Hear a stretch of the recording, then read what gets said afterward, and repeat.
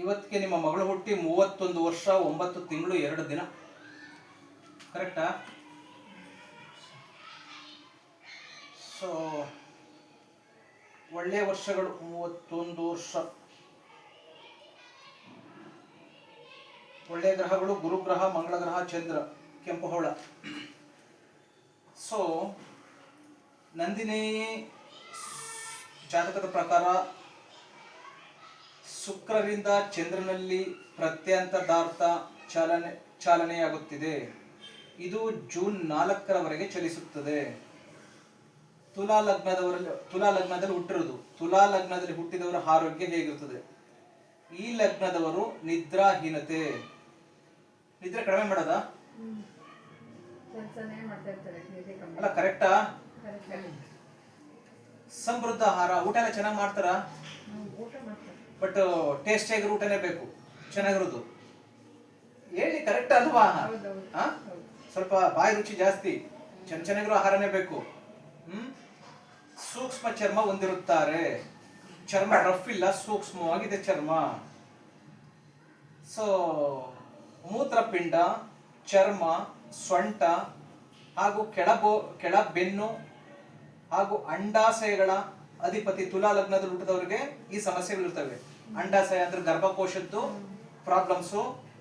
ಯಾಕೆಂದ್ರೆ ಇಲ್ಲಿ ತುಲಾ ಲಗ್ನದ ಅಧಿಪತಿ ಆಗಿರೋದ್ರಿಂದ ತುಲಾ ಲಗ್ನದಲ್ಲಿ ಹುಟ್ಟಿದವರಿಗೆ ಮೂತ್ರಪಿಂಡ, ಚರ್ಮ ಮತ್ತೆ ಬೆನ್ನು ನೋವು, ಕೆಳಗಡೆ ಬೆನ್ನು ನೋವು, ಸೊ ಮತ್ತೆ ಗರ್ಭಕೋಶದ ತೊಂದರೆಗಳು ಇರ್ತದೆ ಅಂತ ಇದೆ. ಈ ತರ ಏನಾದ್ರು ಸಮಸ್ಯೆ ನಿಮಗೆ ಕಂಡು ಬಂದಿದೆಯಾ? ಎಲ್ಲಿ ತೋರಿಸ್ತಾ ಇದೀರಿ?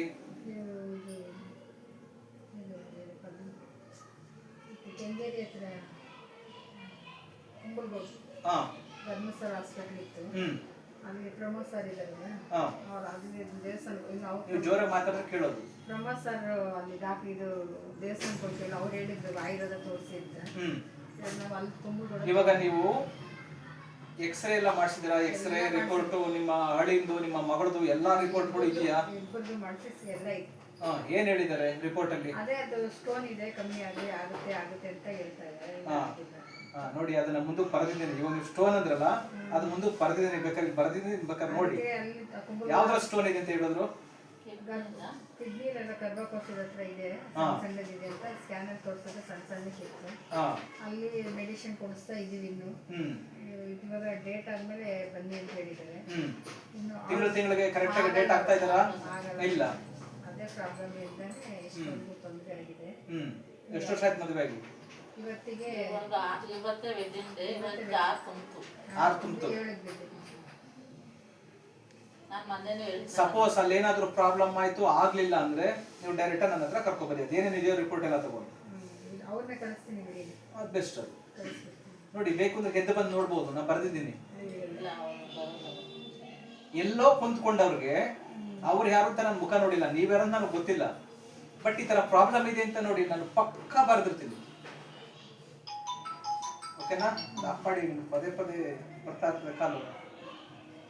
ಸ್ವಭಾವ ತುಂಬಾ ಸಕ್ಕರೆ ಸ್ವೀಟ್ ಎಲ್ಲ ತಿಂತಾರ? ಸ್ವೀಟ್ ಜಾಸ್ತಿ ತಿನ್ನುವಂತಹ ಅಭ್ಯಾಸ. ಸೊ ಈ ಆಹಾರದಿಂದಲೇ ಆಕೆಗೆ ಅನಾರೋಗ್ಯ ಬರ್ತಿದೆ ಅಂತ ಹೇಳ್ತಾ ಇದೆ. ಏನೇನು ಬೇಕಾದೆಲ್ಲ ತಿನ್ನಬಾರ್ದೆಲ್ಲ ಆರೋಗ್ಯ ಕೆಡಿಸ್ಕೊಂಡಿರೋದು ಅಂತ ಜ್ಯೋತಿಷ್ಯ ಹೇಳ್ತಾ ಇದೆ. ಇವರು ವೈವಿಧ್ಯಮಯವಾಗಿಯೂ ವಿಶೇಷವಾಗಿಯೂ ಇರುತ್ತಾರೆ. ಆಕರ್ಷಕ ದೇಹ ರಚನೆ, ನೋಡೋದಕ್ಕೆ ಚೆನ್ನಾಗಿದ್ದಾರೆ ನಿಮ್ಮ ಮಗಳು. ಎದ್ದು ಕಾಣುವ ತುಟಿಗಳು, ಹೌದಾ ಅಲ್ವಾ? ಹೇಳಿ, ನನಗೆ ಗೊತ್ತಿಲ್ಲ, ಅದಕ್ಕೆ ನಾನು ಮುಂದ್ಗಡೆ ಕರ್ಕೊಂಡು ಬಂದ್ರೆ. ಸೊ ಇಲ್ಲಿ ಏನಿಲ್ಲಿ ಜ್ಯೋತಿಷ್ಯ ಹೇಳಿರ್ತದೆ, ಕುಂಡಲಿ ಹೇಳಿರ್ತದೆ, ಬಟ್ ಅವ್ರು ಅದೇ ತರ ಇದಾರ ಅಥವಾ ಜ್ಯೋತಿಷ್ಯ ಸುಳ್ಳ ಅಂತ ನಾನು ಚೆಕ್ ಮಾಡಬೇಕು. ಸೊ ಆತ್ಮವಿಶ್ವಾಸ ಜಾಸ್ತಿ ಇದೆಯಾ? ಏನಾದ್ರೂ ನಾನು ಮಾಡ್ತೀನಿ ಅನ್ನೋ ಆತ್ಮವಿಶ್ವಾಸ ಜಾಸ್ತಿ ಇದೆ. ಸೊ ಆತ್ಮವಿಶ್ವಾಸವನ್ನ ಸೂಚಿಸುವಂತಹ ಹಣೆ ಹೊಂದಿರುತ್ತಾರೆ. ಸಾಧಾರಣ ಮೈಕಟ್ಟು, ಕಂದು ಬಣ್ಣ ಹೊಂದಿರುತ್ತಾರೆ. ತುಂಬಾ ದಪ್ಪ ಇದ್ದಾರಾ? ತೀವ್ರವಾದ ಕುಟುಕುವ ನೋಟ, ಯಾರಾದ್ರೂ ನೋಡಿದ್ರೆ ಸೊ ಒಂಥರ ಅಟ್ರಾಕ್ಷನ್. ಒಳ್ಳೆಯ ದೇಹ ರಚನೆ, ಎತ್ತರ ಇದ್ದಾರ ಕುಳ್ಳಿದಾರ? ಇದ್ದಾಳೆ. ಬೇಕಿದ್ರೆ ನೀವು ಬಂದು ನೋಡ್ಬೋದಿಲ್ಲ ಬರೆದಿರೋದನ್ನ. ಅಷ್ಟೇನಾಯ್ತಿಲ್ಲ. ಕುಳ್ಳು ದೇಹ, ಸಾಧಾರಣ ಮೈಕಟ್ಟು ಹೊಂದಿರುತ್ತಾರೆ. ವೃಶ್ಚಿಕ ರಾಶಿ ಪುನರುತ್ಪಾದನಾ ಅಂಗಗಳಾದಂತಹ ವಸ್ತಿ ಕುಹರ, ಲೈಂಗಿಕ ಅಂಗಗಳು ಹಿಮೋಗ್ಲೋಬಿನ್ ಅನ್ನು ಹಾಳುತ್ತದೆ. ನೋಡಿ 2ನೇ ಸಾರಿ ಬಂದಿದೆ. ವಸ್ತಿ ಕುಹರ ಅಂದ್ರೆ ಹೊಟ್ಟೆಗೆ ಸಂಬಂಧಪಟ್ಟಂತಹದ್ದು. ಲೈಂಗಿಕ ಅಂಗ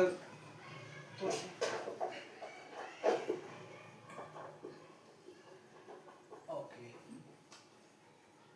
ನೋಡಿ, ತುಟಿ ಎದ್ದು ಕಾಣುತ್ತದೆ ತುಟಿ. ಆಯ್ತಾ, ಇನ್ನು ಮುಖದ್ದು ಕೂಡ ಇದೆ, ನೀವು ನೋಡಿಲ್ಲ ಅಲ್ವಾ?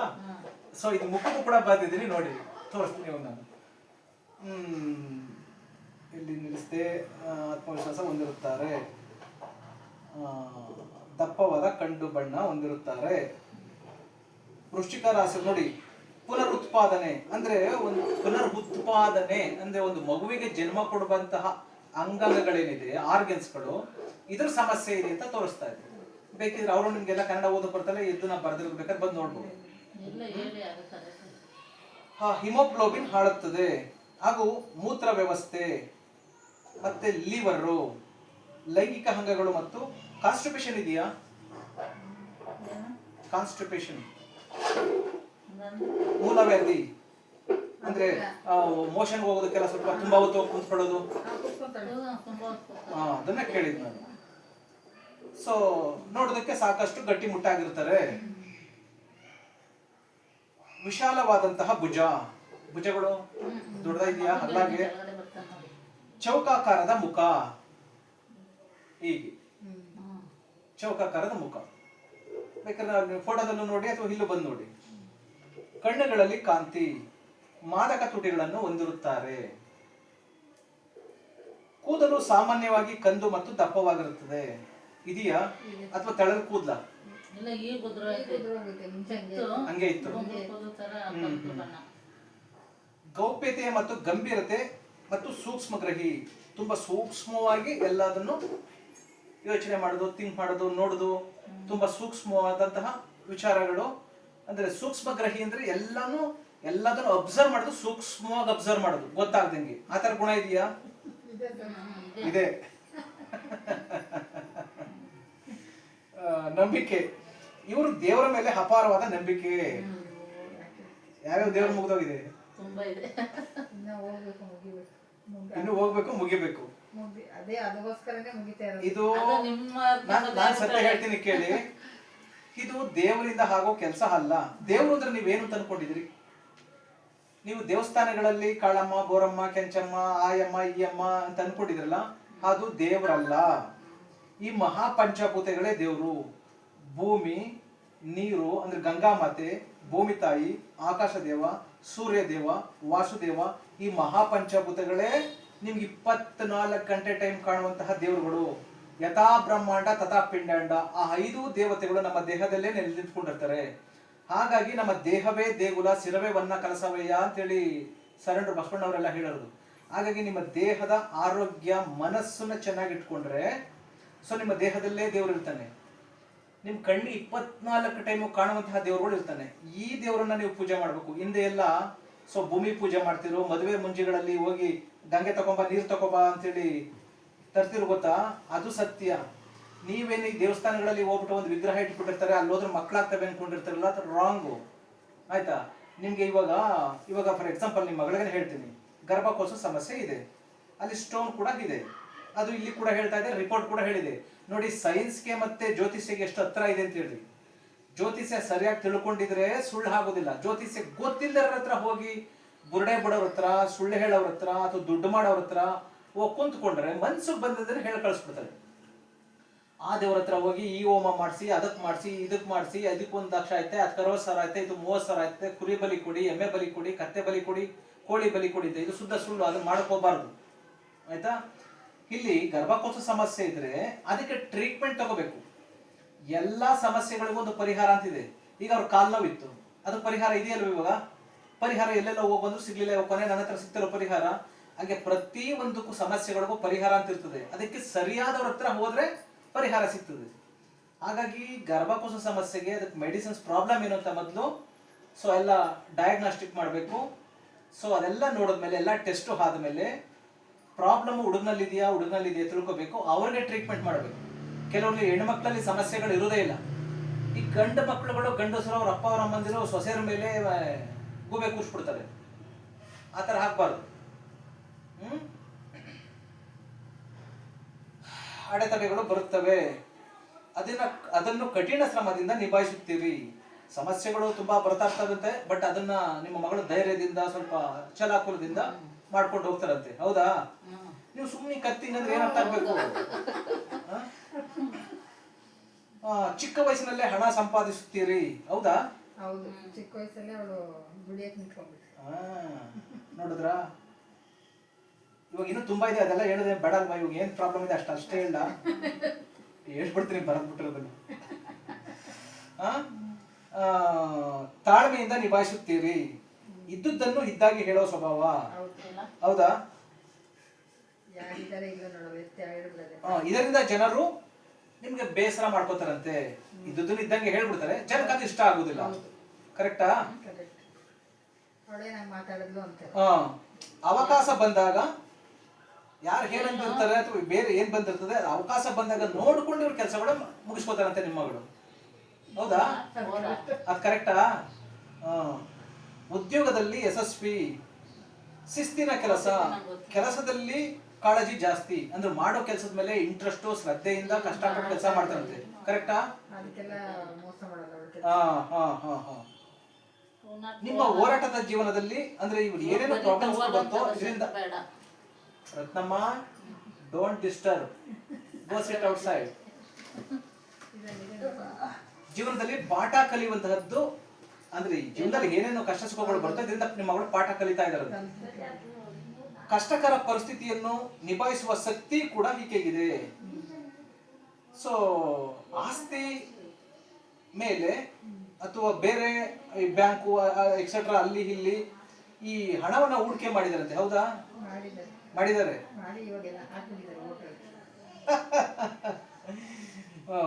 ಇದರಿಂದ ನೋಡಿ, ಈ ತರ ಇದರಿಂದ ಇವಾಗ ಏನು ಬಿಸಿನೆಸ್ ಮಾಡ್ತಾರೆ ಅದರಿಂದ ಒಳ್ಳೆ ಹಣ ಬರ್ತದೆ. ಬರ್ತಾ ಇದೆಯಾ? ಇಲ್ಲ ಇಲ್ಲ, ಚೆನ್ನಾಗಿದೆ, ಶ್ರೀಮಂತರಾಗ್ತದೆ ಅಂತ ಇದೆ.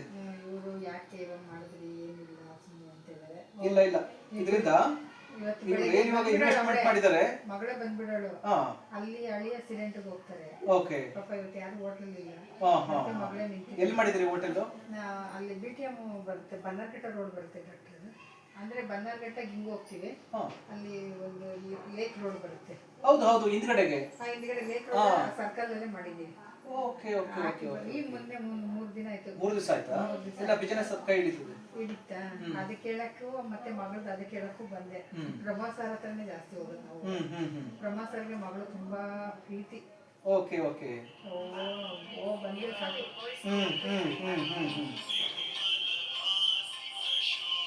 ಇವಾಗ ನಾನು ಹೇಳ್ತಾ ಇರೋದೆಲ್ಲ ಕರೆಕ್ಟಾಗಿ ಸತ್ಯವಾಗಿದೆಯಾ? ಮಂಜುಳಮ್ಮ, ಸ್ವಲ್ಪ ಯಾರೋ ಇದ್ದಾರೆ.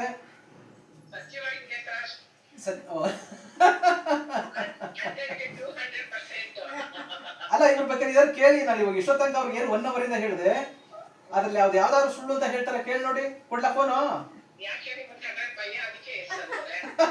ಅವ್ರ ಪಾಪ ಬಂದಿರೋದೇ ಇವತ್ತು. ಅವ್ರು ನನ್ನ ಮುಖನೇ ನೋಡಿಲ್ಲ. ಅವರು ಸ್ವಲ್ಪ ಕಾಲ್ ಮಾಡ್ತೀವಿ ಪಾಪ. ಅವ್ರೇನೋ 1-2-3 ಅವ್ರೆ ಅಡ್ವೊಕೇಟ್ ಅಮ್ಮ.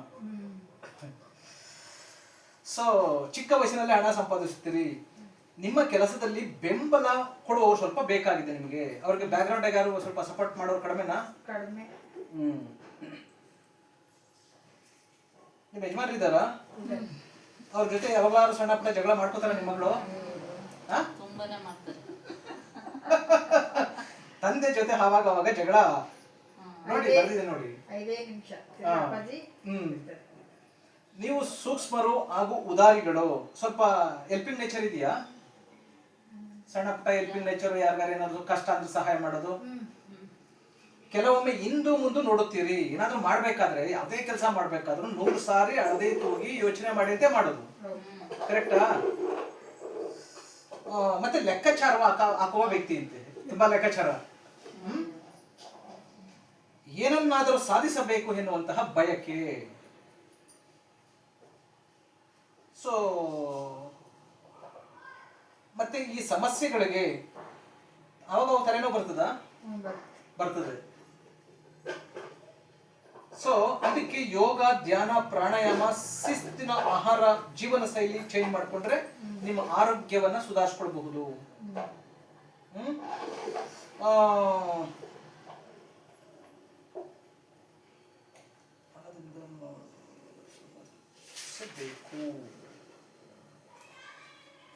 ಮಾಡುವಂತಹ ಕೆಲಸದಲ್ಲಿ ಆಸಕ್ತಿ ಇದೆ, ಶ್ರದ್ಧೆ ಇದೆ, ಮತ್ತೆ ಜ್ಞಾಪಕ ಶಕ್ತಿ ಚೆನ್ನಾಗಿದೆಯಾ ಮಗಳಿಗೆ? 45 ವರ್ಷದ ನಂತರ ಶ್ವಾಸಕೋಶ ಸಮಸ್ಯೆ ಮತ್ತು ಸಂಧಿವಾತದ ಸಮಸ್ಯೆ ಬರಬಹುದು ಅಂತ ಇದೆ.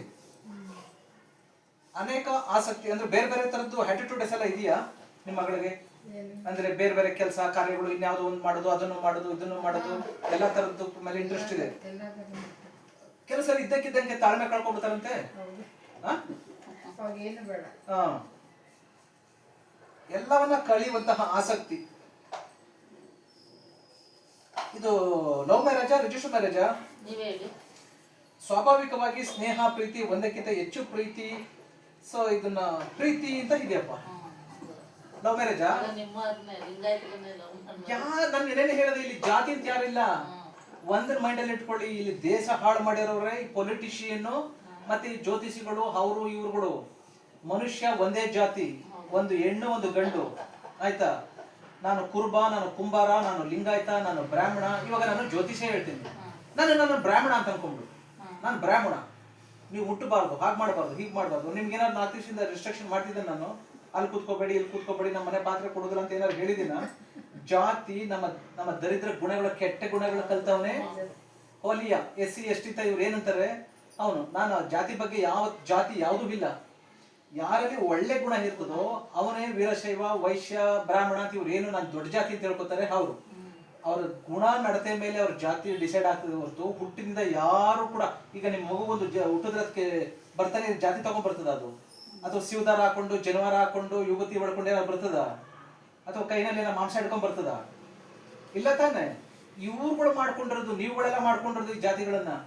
ಹಾಗಾಗಿ ವೀರಶೈವ ಹುಡುಗಾದ್ರೇನು? ಈಗ ನೀವು ಆಯ್ತು, ನಾನು ಸುಮ್ಮನೆ ಕೇಳ್ತೀನಿ, ನನಗೆ ಜಾತಿ ಮೇಲೆ ಯಾವ್ದು ನಂಬಿಕೆ ಇಲ್ಲ. ನೀವು ಗೌಡ್ರ ಬೇರೆಯವರ?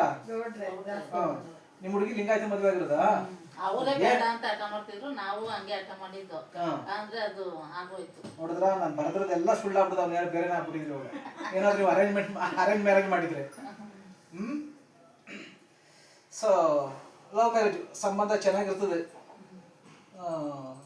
ನೋಡಿ, ಹಿಂಗೆ ಕೆಲವೊಂದೆಲ್ಲ ಈ ಪರ್ಸನಲ್ಗಳು ಇರ್ತವೆ. ಅವನ್ನ ನಾವು ಹೆಣ್ಮಕ್ಳು ಕೇಳಿದ್ರೆ ಗೊತ್ತಾಗೋದು, ಅದು ತಾಯಿರ ಹತ್ರ ಹೇಳಬಾರ್ದು. ಅವ್ರದ್ದೇನೋ ಪರ್ಸನಲ್ ವ್ಯವಹಾರಗಳು ಇರ್ತವೆ. ಅದನ್ನ ನಿಮಗ್ ಕೇಳಿದ್ರೆ, ಓ ಹೌದಾ, ನನ್ನ ಮಗಳು ಹಿಂಗ ಅಂತ ಅನ್ಕೊಂಡ್ಬಿಟ್ಟಿದ್ರೆ ಅದಕ್ಕೆ ಅದನ್ನ ಹೇಳೋದಿಲ್ಲ, ಮಿಕ್ಕಿದ್ರು ಮಾತ್ರ ಹೇಳ್ತೀನಿ. ಶಿಕ್ಷಣ ಎಲ್ಲಿ ತನಕ ಓದಿರೋದು? Medium education.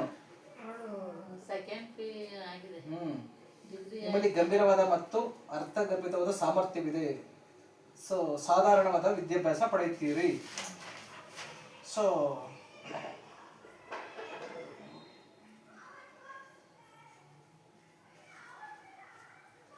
ಮಕ್ಕಳು ಆಗದಿರೋಕ್ಕೆ ಮುಖ್ಯ ಕಾರಣ ಮೂನು.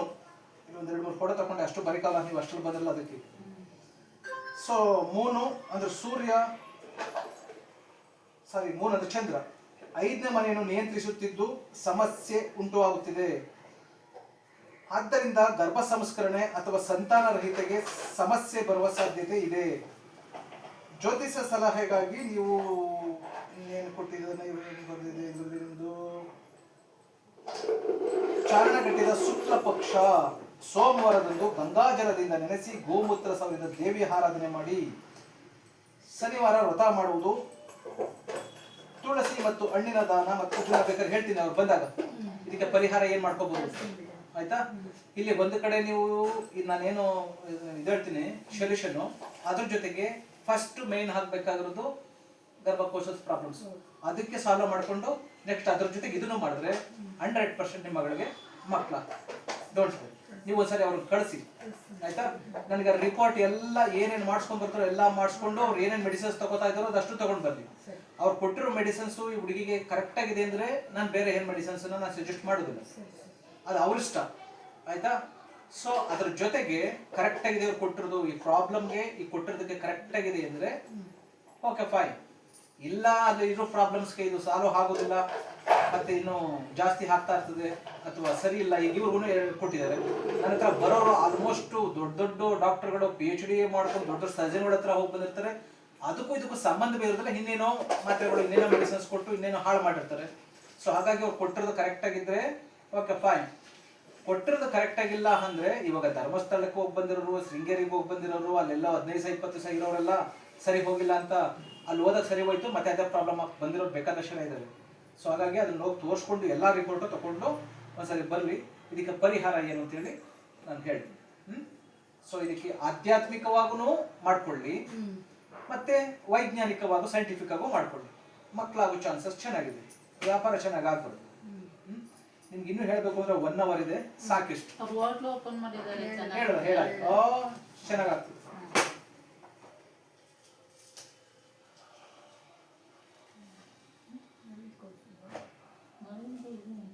ಮಗಂದು ಅವರು ಬರ್ಕೋಬೇಕಂತೆ ಫಸ್ಟ್. ಮ್ಯಾಕ್ಸಿಮಮ್ ನನಗೆ 4 ದಿವಸ ಬೇಕು.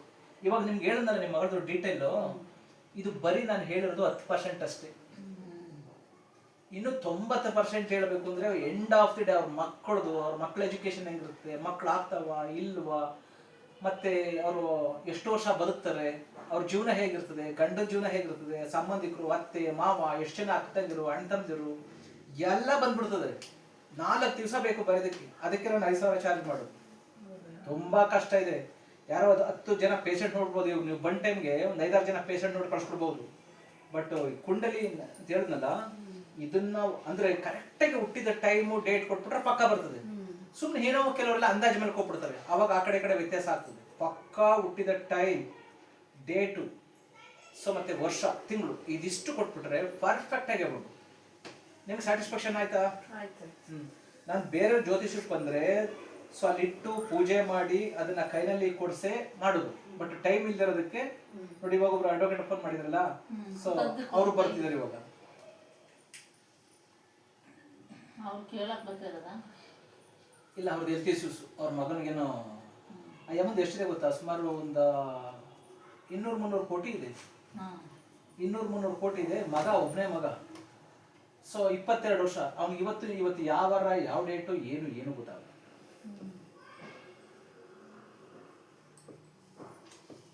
ಒಳ್ಳೇದಾಗ್ಲಿ. ನೀವು ಬಂದ ಕೆಲಸ ನಿಮ್ಮ ಮಗಳಿಗೆ ಬೇಗ ಆದಷ್ಟು. ನಾನು ಇದನ್ನ ಇಟ್ಕೊಂಡು ತಿನ್ನೋದಿಲ್ಲ.